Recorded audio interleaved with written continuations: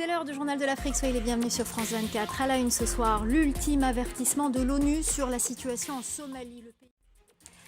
La faim et la soif ont jeté 1 million de personnes sur les routes de Somalie depuis 2021. Aujourd'hui, la situation est désastreuse. La crise humanitaire menace le pays en raison d'une sécheresse sans précédent.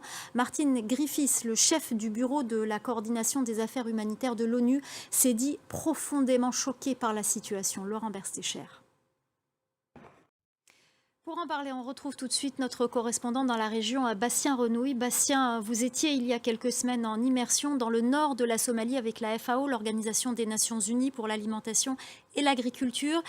Quelles sont les conditions de vie et le quotidien des populations sur place ?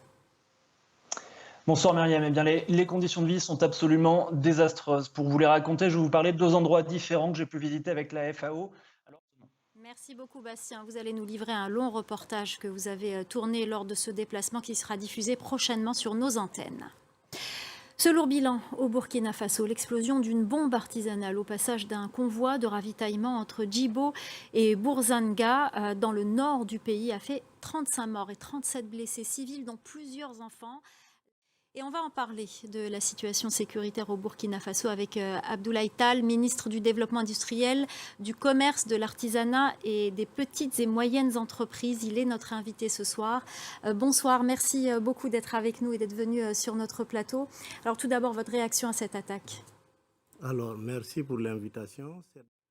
Merci beaucoup, Monsieur le ministre, d'être venu sur notre plateau. Je rappelle que vous êtes ministre du Commerce, de l'Industrie, mais aussi de l'Artisanat et des petites et moyennes entreprises. Et je rappelle aussi que le Salon international de l'artisanat d'Ouagadougou se tiendra le 28 octobre prochain. Merci beaucoup d'être venu sur notre plateau.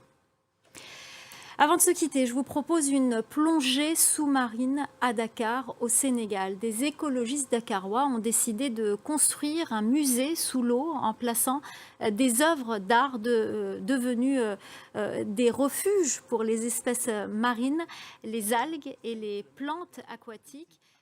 Voilà, c'est la fin du Journal de l'Afrique. L'info continue sur France 24.